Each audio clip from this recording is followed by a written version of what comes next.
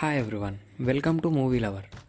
ఈ వీడియోలో నేను చెప్పబోయే టాపిక్స్ కరోనా క్రైసిస్ వల్ల ఆగిపోయిన మూవీస్ ఏంటి అండ్ ఆ మూవీస్ మళ్ళీ ఎప్పుడు రిలీజ్ అవుతాయి, రెగ్యులర్ ఫిలిం షూటింగ్స్ ఎప్పటి నుండి స్టార్ట్ అవుతాయి, మూవీని డైరెక్ట్గా అవుట్ ప్లాట్ఫామ్స్లో రిలీజ్ చేస్తే దాని అడ్వాంటేజెస్ అండ్ డిసడ్వాంటేజెస్ ఏంటి, అండ్ అలాగే పెద్ద సినిమాలకి అండ్ మీడియం బడ్జెట్ మూవీస్కి డైరెక్ట్గా అవుట్ ప్లాట్ఫామ్లో రిలీజ్ చేయడం ద్వారా సేఫా కాదా, అండ్ ఈ టాపిక్స్ అన్నీ చెప్పబోతున్నాను. Let's get started.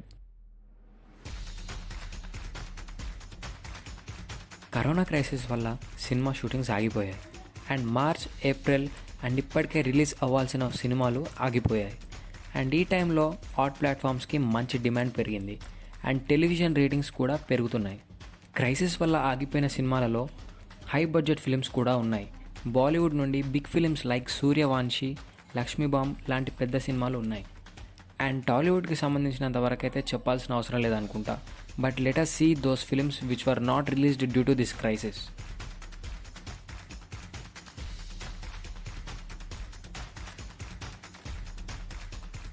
అండ్ ఇప్పుడు కరోనా క్రైసిస్ వల్ల షూటింగ్స్ ఆగిపోయిన మూవీస్ గురించి తెలుసుకుందాం.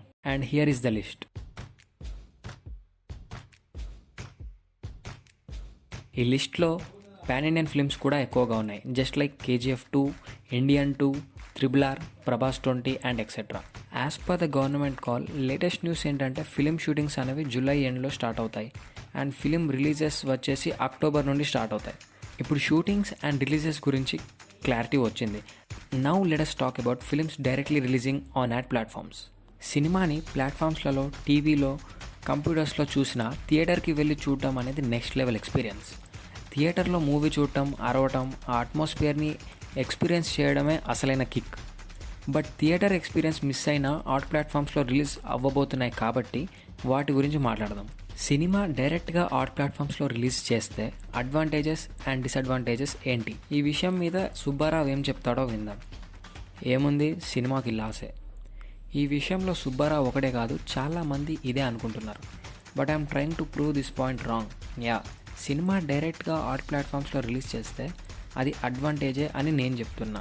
చాలామంది ఎలా ఆలోచిస్తారంటే సినిమా థియేటర్స్లో రిలీజ్ అయితే ఎక్కువ మనీ సంపాదించుకోవచ్చు అండ్ ఒకవేళ యాడ్ ప్లాట్ఫామ్స్లో రిలీజ్ అయితే మాత్రం ఓన్లీ ఫిక్స్డ్ అమౌంట్ మాత్రమే వస్తుంది అని అనుకుంటారు. But what my point is, cinema shoot అయ్యాక కూడా దాన్ని రిలీజ్ చేసే ముందు ప్రొడ్యూసర్ ఇంకా మనీ స్పెండ్ చేయాల్సి వస్తుంది. Just like publicity cost, distributors cost, audio function cost and promoting etcetera.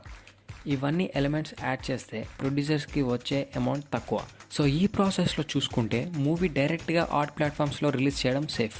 ఎలాగో పెద్ద సినిమాలు లేవు కాబట్టి డైరెక్ట్ రిలీజ్, ఆర్ఎల్స్ ఉన్నా కూడా పెద్ద సినిమాలు అనేవి డైరెక్ట్ రిలీజ్ అవ్వవు. అండ్ చిన్న సినిమాలకి ఇది చాలా మంచి ఆప్షన్. అండ్ ఇప్పుడు వచ్చే మెయిన్ డౌట్ ఏంటి అంటే మీడియం బడ్జెట్ ఫిల్మ్స్కి ఎలా, వాళ్ళు డైరెక్ట్ రిలీజ్ చేస్తే ప్రాఫిటా కాదా. Now I'm going to tell about this.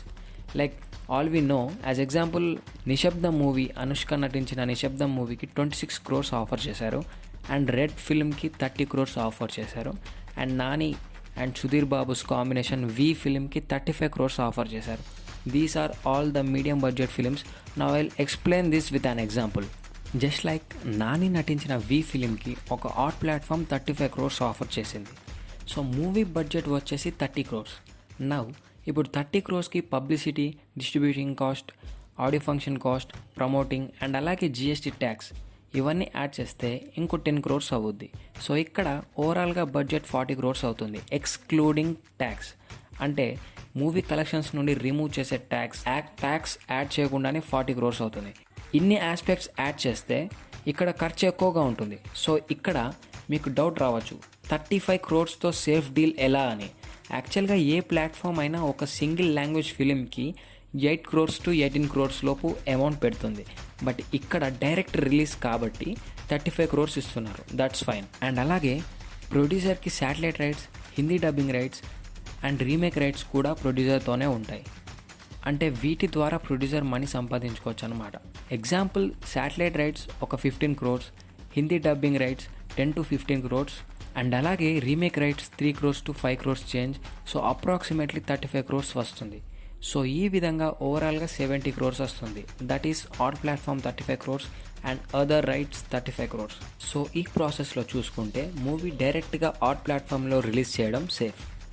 ఈ విధంగా స్మాల్ బడ్జెట్ ఫిల్మ్స్ మాత్రమే కాదు, మీడియం బడ్జెట్ ఫిల్మ్స్ కూడా సేఫ్ డీల్ అని చెప్తున్నా. Yeah, this is my explanation about films directly releasing on art platforms.